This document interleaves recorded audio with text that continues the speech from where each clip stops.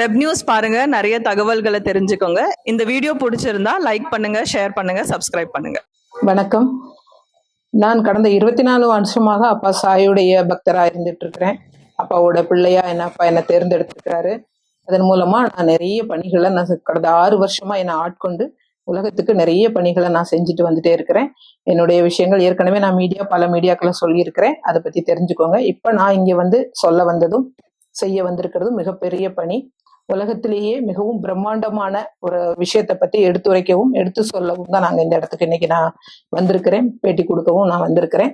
மக்கள் இதை எல்லாரையும் கொஞ்சம் தயவு கூர்ந்து சரியாக கவனிச்சு ஒவ்வொரு விஷயத்தையும் தெளிவாக புரிஞ்சு கேட்டீங்கன்னா உங்க எல்லாருக்கும் முழுமையான ஒரு ஆசீர்வாதம் அப்பா சாயர்களால் உங்களுக்கு கிடைக்க இருக்குது. அதை நான் படிப்படியா சொல்லிட்டே வரேன். அதை நீங்க கவனமாக கேட்டு மக்கள் எல்லாரும் தெளிவா இருந்துச்சு கேட்டுக்கோங்க. நாம என்ன செய்ய போறோம் அப்படின்னா, இதுக்கு முன்னாடி நான் சிவன் கோயில் எல்லாம் எழுப்பி இருக்கிறேன். சென்னையில வேடந்தாங்கல் வேங்கடமங்கலம்ன்ற கிராமத்துல சிவன் கோயில் எழுப்பி பிரம்மாண்டமாக அது நடைபெற்று விட்டு இருக்கிறது. அப்ப அந்த சிவன் கோயிலுக்கு அடுத்தபடியா மிகப்பெரிய ஒரு பணியை எனக்கு கொடுத்திருக்கிறாரு. அந்த சிவன் கோயில்ல 18 சித்தர்களையும் ஆசைப்படுத்தி இருக்கிறேன். இப்போ மீண்டும் எனக்கு ஒரு மிகப்பெரிய வாய்ப்பை கொடுத்திருக்கிறாரு. என்னுடைய ஐயா அப்பா குரு சந்திரன் அவர்கள் வழியாக ஒரு மிகப்பெரிய வாய்ப்பை கொடுத்திருக்கிறாரு. ஐயா கடந்த 40 வருட ஆண்டு காலமாக தபோவ நிலையில இருந்து சாய்போக சித்தராக நமக்கு எல்லாருக்கும் அருள் கொடுத்துட்டு இருக்கிறாங்க. ஐயா மிக பெரிய சக்தியாக உட்கார்ந்துருக்கிறாங்க. ஐயாவுடைய ஆசீர்வாதத்தோட நாம இன்னைக்கு இந்த பணியை நம்ம தொடங்க போறோம். தைப்பூச திருநாளாக ஒரு மிகப்பெரிய அடையாளத்தை இந்த உலகத்துக்கு காட்ட போறோம். என்னன்னா, ஐயாவுக்கும் சரி எனக்கும் சரி ஒரே மாதிரியான கனவுகள், ஒரே மாதிரியான செயல்கள் நடந்திருக்கு. 2 பேருக்குடைய விஷயங்களும் ஒன்னாவே இருந்து சாயும் சிவனும் எங்களை இணைச்சிருக்கிறாங்க. இந்த விஷயத்த இணைச்சு அவங்க 2 பேரையும் சேர்த்து ஒரு பிரம்மாண்டமான ஒரு விஷயத்த உலகத்துக்காக கொண்டு வர காத்திருக்கிறோம்.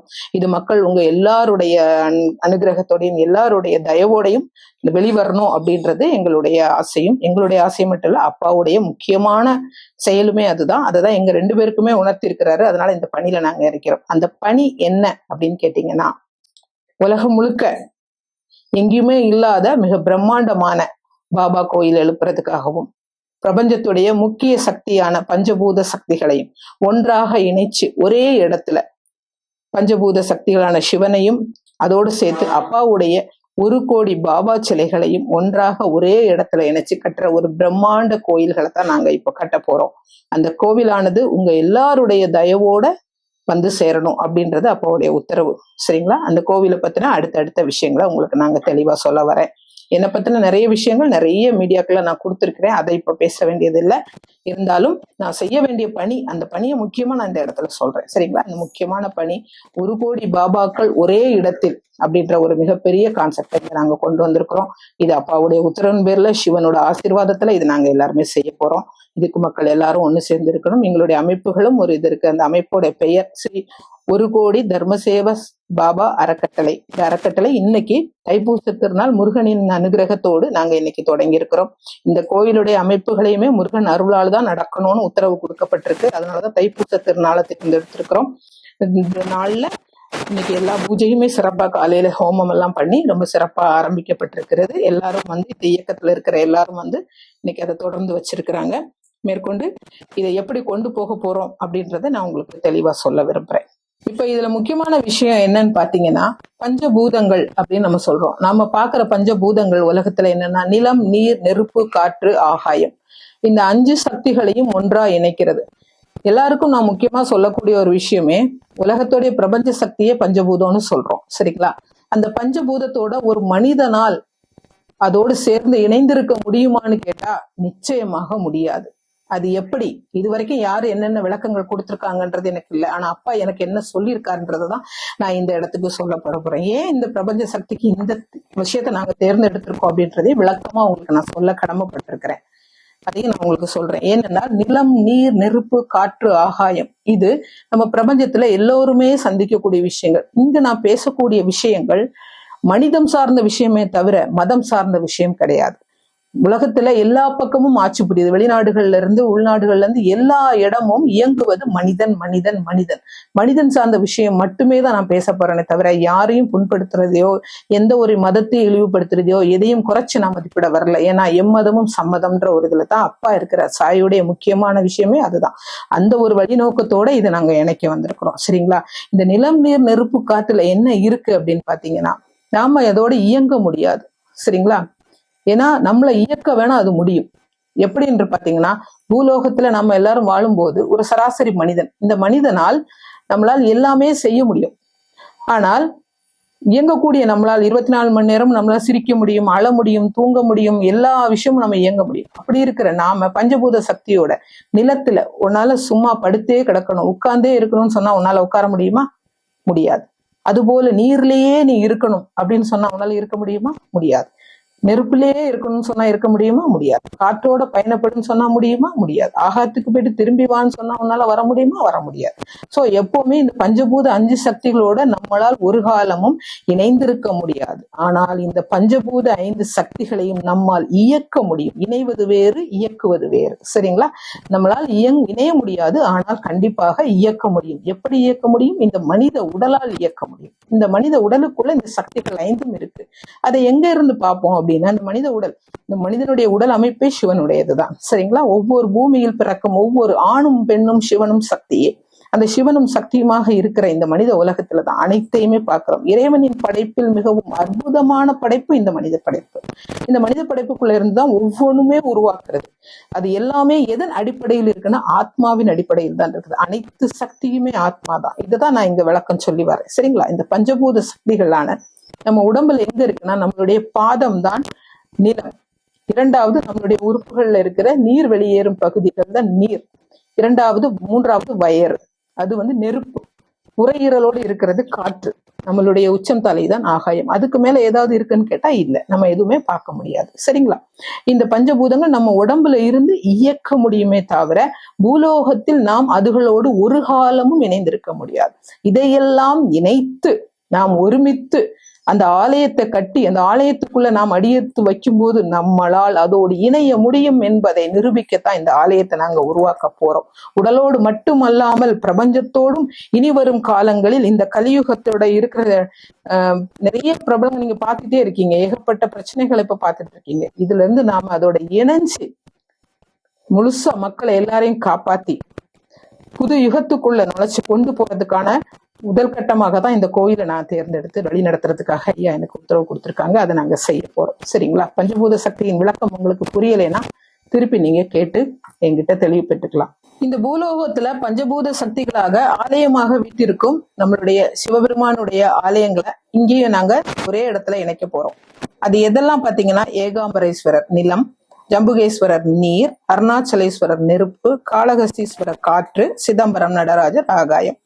இந்த 5ஐயும் கோயிலாக எழுப்பி ஒவ்வொரு பஞ்சபூத சக்திகளையும் சுற்றி பாபாவுடைய 20 லட்சம் சிலைகள் நாங்க பிரதிஷ்டை செய்ய போறோம். ஒவ்வொரு சிவனுக்கு கீழையும் 20 லட்சம் பாபாவை நாங்க ஃபுல்லா சேர்க்க போறோம். இது எல்லாமே மக்களுடைய ஆசீர்வாதத்தோட, மக்கள் எல்லோருடைய கரங்களிலா இருந்துதான் இந்த சிலைகள் வரணும்ன்றது எங்களுடைய விருப்பம். எங்களோடது மட்டும் இல்ல, அப்பாவுடைய கட்டளையும் கூட. அப்பா எங்களுக்கு சொன்னது அதுதான்.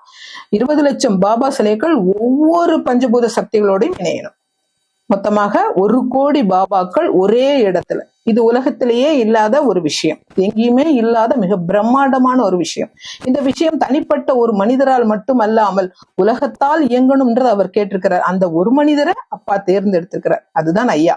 அந்த ஐயாவுடைய நீண்ட நாள் ஆசைகளும் சரி, கனவுகளும் சரி, அவர் ஒரு தெய்வ நிலையில இருந்து கடவுளுக்கு ஒரு நல்ல பணியை செஞ்சுட்டு தன்னுடைய ஆத்மாவை சாந்தி அடைய வைக்கணும் அப்படின்றது அவருடைய பல வருடங்களான கனவு. அதுக்காகவே இறைப்பயணத்தை தேடி எங்கெங்கோ போயிட்டு இருந்திருக்கிறார்.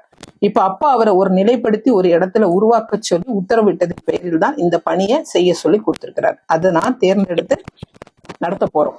எல்லாரும், நான் மட்டும் சொல்ல மாட்டேன், நான் என்ற அமைப்பு அப்பா தான். அப்பாவுடைய எல்லாரும் இணைஞ்சு, எல்லா பக்தர்களும் இணைஞ்சு இதை செய்ய போறோம். அதுக்கான வழிமுறைகளை மக்கள் உங்கள்கிட்ட நான் எடுத்துக்கொண்டு செல்லணும்னு நினைக்கிறேன். ஒன்னொன்னா நான் அதை பத்தி சொல்றேன், கேட்டுக்கோங்க. இந்த 1 கோடி பாபா சிலைகளையும் சிவன்கள் 5 பேரையும் எப்படி நாம இணைக்க போறோம்ன்றது மிக பிரம்மாண்டமான ஒரு விஷயம். சரிங்களா? இதை எப்படி இணைக்க போறோம்னா எல்லாம் இறையர்களாலதான், மனிதர்கள் நம்மளால் இல்லை. இறை நம்மளோடு இருக்கும் பட்சத்தில் இது சாத்தியமே. அனைத்து மனிதர்களாலும் இது சாத்தியமே. எல்லோரும் இணைஞ்சு இதுல நாம செய்ய முடியும். சரிங்களா? இதை எப்படி செய்ய போறோம் அப்படின்றத நான் உங்களுக்கு ஒவ்வொரு கட்டமா சொல்லிட்டே வரேன். இதுல என்ன இருக்க போகுது அப்படின்னாப்பா, முதல் நிலமான நிலம் பாபா நடுவுல சிவனோட சேர்த்து இருப்பாரு. அவரை சுத்தி நில அமைப்போட காவி நிறத்திலான பாபா சிலைகள் 5 கல வண்ணங்கள்ல வரப்போகுது. நிலம், நீர், நெருப்பு, காற்று, ஆகாயத்தின் 5 வண்ணங்களை குறித்து தான் இந்த சிலைகள் இருக்க போகுது. ஒவ்வொரு சிலையும் 11 இன்ச்சில் இருக்க போகுது. இது எல்லாமே பக்தர்களுடைய காணிக்கையின் முறையில தான் நடக்க போகுது. சரிங்களா? ஒரு பாபாவையும் சுத்தி 20 லட்சம் பாபாக்கள் அமைய போகுது. இரண்டாவதாக ஜம்புகேஸ்வரர் பாபா ஆலயத்தை சுத்தி 20 லட்சம். சரிங்களா? 20 லட்சம். அடுத்தது நெருப்பு எல்லாருக்கும் தெரிஞ்சதுதான், அண்ணாமலையார். அவரை சுத்தி 20 லட்சம் பாபாக்கள். சரிங்களா? நான்காவதாக காளகஸ்தி காற்று, அவரை சுத்தி 20 லட்சம் பாபாக்கள். அடுத்ததாக ஆகாயத்தை சுத்தி 20 லட்சம் பாபாக்கள். அதுக்கு மேல எதுவுமே இல்லை. இதுதான் மிக பிரம்மாண்டம். அதுக்கு மேல நம்ம எதையுமே போய் பார்க்கவும் முடியாது, கேட்கவும் முடியாது. அதெல்லாம் கடவுளுடைய இடங்கள். அங்க போகணும்னா அனைத்தையுமே அர்ப்பணிச்சு இழந்து, எல்லோரும் சொல்லுவாங்க முக்தி, அதையும் தாண்டி சுபிக்ஷம் என்ற ஒரு நிலை இருக்கிறது. அந்த சுபிக்ஷம் தான் கடவுளை அடையும்படி, அந்த சுபிக்ஷத்தை அடைய செய்யக்கூடிய முக்கியமான இடம்தான் இந்த 1 கோடி பாபாவின் இருப்பிடம். அங்கதான் நம்ம எல்லாரும் சுபிக்ஷத்தை தேட போறோம். 5 பேர் கூட இணையும் போது முக்தி என்பது எளிதில கிடைச்சிரும். அதையும் தாண்டி சுபிக்ஷத்தை போய் சேரணும்னா இந்த ஆலயத்தை நோக்கி வாங்க. கண்டிப்பாக எல்லோருக்கும் சுபிக்ஷம் என்பது மீண்டும் பிறக்கணும். மீண்டும் எப்படி பிறக்கணும்? பெருமானுக்கு வேலை கொடுத்துக்கிட்டே இருக்கணும். வேலை கொடுத்தாதான் அவருக்கு வேலை இருந்துட்டே இருக்கும். சரிங்களா? மீண்டும் நம்ம பிறந்து வரணும். பிறந்து வரும்போது கர்ம வினைகள் இல்லாமல், கஷ்டங்கள் இல்லாமல், கெட்ட எண்ணங்கள் இல்லாமல், தீய செயல்கள் இல்லாமல், நல்ல முறையில மீண்டும் வந்து இறைவனுக்கு பணி செய்யணும். தொடர்ந்து வந்துகிட்டே இருக்கணும். இந்த மனித பிறப்பு வந்துகிட்டே இருந்தாதான் கடவுளுக்கே வேலை. கடவுளுக்கு வேலை கொடுப்பதுதான் நம்மளுடைய வேலை. சரிங்களா? நாம மீண்டும் பிறப்போம் என்று கேட்போம். பிறப்போம் என்று கேட்டோம்னா வெறும் முக்தி நிலை. முக்தி என்பது கல்லுக்குள் அடைவதுதான். கல்லுக்குள் என்பது இந்த சிவனின் திருவடியை அடைவதுதான். அவருடைய லிங்கம் நமக்கு கிடைப்பதுதான் நம்மளுடைய முக்தி. நம்மளுடைய பிறப்பு, அடுத்த பிறப்பு வேண்டாம் என்று கேட்டால் சிவனோடு இணைவது மிகவும் கஷ்டம். வேண்டும் என்று கேள். அவர் திருவடியிலிருந்து மீண்டும் பிறந்து அழிவில்லாத இந்த ஆத்மா மீண்டும் பிறக்க வேண்டும். அவருடைய திருவடியை கொஞ்ச காலம் சேர்ந்து மீண்டும் பிறந்து வர வேண்டும். அப்பா, கர்மவினைகள் இல்லாமல், கஷ்டங்கள் இல்லாமல், பாவ செயல்கள் செய்யாமல் மீண்டும் எழுந்து வா என்று கேட்கக்கூடிய முக்கியமான ஸ்தலம் தான் இந்த ஸ்தலம். அதுவாகத்தான் இது விளங்க போகுது. அதற்காகத்தான் மக்கள் உங்கள் எல்லோரையும் நினைக்கிறோம். மனிதனாக பிறந்த எல்லோரிடத்திலும் கர்மாக்கள் இருக்கும், பாவங்கள் இருக்கும். இந்த பாவங்களை எல்லாம் புண்ணியமாக சேர்க்கக்கூடிய முக்கியமான திருத்தலமாக இது அமைய போகுது அப்படின்னு கேட்டீங்கன்னா, உலகம் மிகப்பெரியது. சரிங்களா? அந்த உலகத்துல நிறைய இடங்கள் இருக்குது, நிறைய மூலைகள் இருக்குது. இதுல எங்க அமைய போகுதுன்னா, உலகத்திலேயே மிகவும் எல்லோருக்கும் தெரிந்த இடமான இந்த புண்ணிய பூமியான இந்திய பூமியில் தமிழ்நாடு, மிக ஆன்மீக பூமியான தமிழ்நாடு. இந்த தமிழ்நாட்டில் காஞ்சிபுரம் என்றும் எல்லோருக்கும் மிகப்பெரிய தெரிஞ்ச இடமையானது. சரிங்களா? அந்த காஞ்சிபுரத்துல உத்திரமேரூர் அப்படின்ற ஒரு கிராமம். அந்த கிராமத்துல மானாம்பதி அப்படின்ற ஒரு இடம் இருக்கு. அந்த வில்லேஜ்ல தான் இந்த கோயில் அமைய போகுது. அதோட அமைப்பு பாத்தீங்கன்னா 105 ஏக்கருக்கு மேல இது அமைய போகுது. அந்த 105 ஏக்கர்ல 2 ஏக்கருக்கு ஒவ்வொரு பூதங்களும் உட்கார போகுது. நிலம் என்பது 2 ஏக்கர்லையும், நீர் என்பது 2 ஏக்கர்லையும், நெருப்பு என்பது 2 ஏக்கர், காற்று 2 ஏக்கர், ஆகாயம் 2 ஏக்கர். இப்படி 2 ஏக்கராக சுத்தி இந்த தெய்வங்கள் அனைவரும் உட்கார போறாங்க. இது சிலைகள் மட்டும் அல்லாது சித்தர் பீடங்களும் அமைய இருக்கிறது. மற்ற தெய்வங்களும் அருள் பாலிக்கு அங்க காத்துக்கிட்டு இருக்காங்க. மக்கள் அங்க வந்தீங்கன்னா எல்லாத்தையும் ஒருமிச்சு அங்க பாக்குற மாதிரி கண்டிப்பாக நிறைஞ்சு இருக்கும். மிகுந்த திருப்தியோட, ஒரு ஆன்மீகத்தோட உள்ள நுழையும் போது உங்களுக்கான அனைத்து சக்தியும் அந்த இடத்துல கிடைக்கும். அப்படிப்பட்ட ஒரு ஆலயமாகத்தான் இதை நாங்க உருவாக்க இருக்கிறோம். இதுதான் அந்த இருப்பிடம் அமைய போற இடம். 1 கோடி பாபாக்களை ஒன்று சேர்க்க 1 கோடி குடும்பங்களை இணைக்க போகுது இந்த 1 கோடி தர்ம சேவா அறக்கட்டளை. இந்த அறக்கட்டளைக்குள்ள 1 கோடி குடும்பங்களை இணைச்சு அதுல இருந்துதான் ஒவ்வொன்றாக படிப்படியாக செய்ய போறோம். வெறும் 1 கோடி குடும்பம் மட்டும்தானா, இந்த உலகம் தான் 600 கோடியில இருக்கே, மீதி எல்லாருக்கும் கிடைக்காது? இல்லை, எல்லோருக்கும் வாய்ப்பு இருக்கு. எல்லோரும் இந்த கோயிலுக்கு வெறும் சிலைகள் மட்டுமல்ல, பூமி தானம் வழங்குறதுக்கும் வாய்ப்பு இருக்கு, ஆடை தானங்கள் வழங்க வாய்ப்பு இருக்கு, எண்ணெய்கள் இருக்கு, மேற்கொண்டு நிறைய பணிகள் செய்யறதுக்கு இங்க தானங்கள் தேவைப்படுகிறது. அதுக்கு மக்களுடைய ஒவ்வொருவருடைய 1 ரூபாய் காணிக்கையாக இருந்தாலும் மிக சிறப்பாக இருக்கும். அவர்களுடைய கர்ம வினைகளை தீர்த்து, ஒவ்வொரு காசும் கர்மாதான். அந்த ஒத்த ரூபாயை நீ கொடுத்தாலும் உன் கர்மாக்கள் தீரும் என்பதுதான் விதி. மனிதன் கொண்டு செல்லும் போது எதுவும் இல்லை, ஒரே ஒரு ஒத்த ரூபாயை தான் நெற்றியில் வைத்து, அதை கூட இப்ப எடுத்துட்டு தான் அனுப்புறான் வெட்டியான். சரிங்களா? அந்த ஒத்த ரூபாயை உனக்கு அனுப்பும் போது உன்னுடைய கர்மாவை முற்றிலுமாக தீர்க்கத்தான் இந்த ஆலயத்தை முன்னின்று நாங்க எடுத்து நடத்துறோம். 1 ரூபாய் காணிக்க கூட மிகப்பெரிய வலிமையாக இருக்கும். அந்த 1 கோடி பாபா சிலைக்கு தேவையான கணக்கு வழக்குகள் எல்லாமே எங்ககிட்ட இருக்கு. அதை உங்களுக்கு நான் தெளிவா எடுத்து சொல்றேன். அதை நீங்க முறைப்படி மக்கள் எடுத்து சென்று எங்களுக்கு அந்த பணியை தொடர்ந்து செய்ய வழிகாட்டும். அடுத்த கட்டமாக இந்த அறக்கட்டளைகளோட இணைஞ்சு மக்கள் எல்லோரும் இந்த அர்ப்பணிப்புக்கு நீங்கள் கொடுக்கக்கூடிய காணிக்கையாகட்டும், டொனேஷன் ஆகட்டும், அதாவது நன்கொடைகள், அது எல்லாமே வெறுமனே உங்களை அனுப்புறதல்ல. ஒவ்வொருவருக்கும் மிக அற்புதமான இந்த எந்திரத்தை உங்களுக்கு நாங்க பரிசளிக்க இருக்கிறோம். எப்படின்னா, இது சாதாரண எந்திரம் கிடையாது. அப்பாவால் 40 வருடம் தியான நிலையில் கிடைச்ச மிகப்பெரிய சக்தியை அவர் தினமும் பூஜைகள் செய்து அதை எந்திரமாக பதித்து உங்க வீட்டில் எல்லோருக்கும், செல்வம் சேர்ந்துட்டா எல்லாருக்கும் எல்லாமே கிடைச்சிடும். சரிங்களா? செல்வம் சேர்ந்தா எல்லாம் கிடைச்சிடும். நிம்மதியும் சேர்ந்து கிடைக்கத்தான் இந்த அத்தனையும் நாங்க ஒன்றிணைச்சு இந்த எந்திரமாக உங்க எல்லாருக்கும் இந்த பரிசுகளை நாங்க கொடுக்க காத்திருக்கிறோம். இதையும் சேர்த்துதான் உங்களுக்கு நாங்க கொடுக்க போறோம். சரிங்களா? ஒவ்வொருவரும் இணையிற எல்லோருக்கும் இது இருக்கு. சரிங்களா? நீங்க இணைஞ்சு செய்யுங்க, கண்டிப்பாக இது சிறப்பாக நடக்கும் மக்களின் ஆதரவோடு.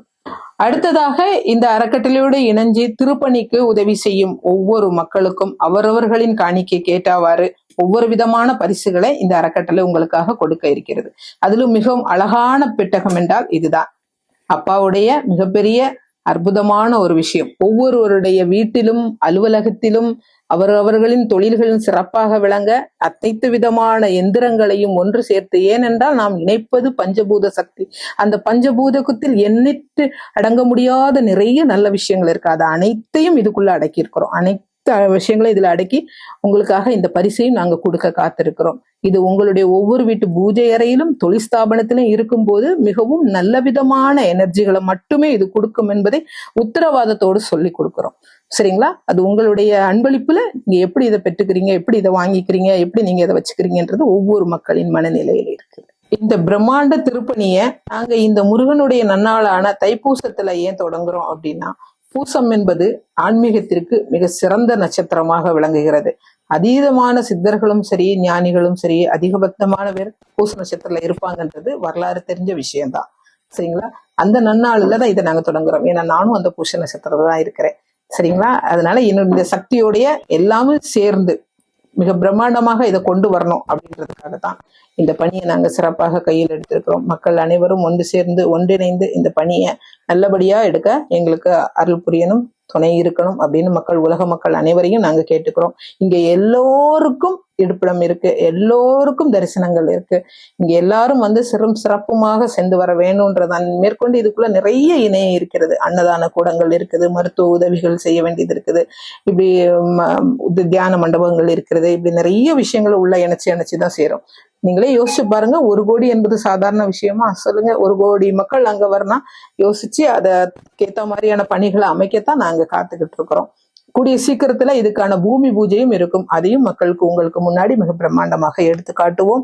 அதில் மக்கள் உலகத்துல எங்க இருந்தாலும் உங்க ஆசீர்வாதத்தோட அது உலகுக்கு கொண்டு வரணும். நீங்க எல்லோரும் அதை சிறப்பாக பார்க்கணும். எங்க இருந்தாலும் உங்களுக்கு ஐயா தொலைக்காட்சி வழியாக உங்களுக்கு வெளிப்படுத்துவாரு. உலகம் முழுக்க இருந்து அவருடைய செய்திகளை நீங்க எல்லாரும் பார்த்துட்டு தான் இருக்கிறீங்க. அவருடைய தேடுதல்ல நீங்களும் இருக்கிறீங்க. நீங்க எங்களுடைய சேனலை பார்த்து எல்லாருக்கும் நீங்க நிறைய பேரை தேர்ந்தெடுத்து பார்த்துருப்பீங்க. இந்த பிரம்மாண்டத்துக்குள்ளேயும் நீங்க இணையணும். செந்தில் ஐயாவுடைய பணி மிகப்பெரிய பணி. நிறைய தடவை பேட்டிகள் கொடுத்துருக்குறோம். நிறைய விஷயங்கள், நிறைய மக்கள் அவரை தேர்ந்து நிறைய எடுத்திருக்கிறாங்க.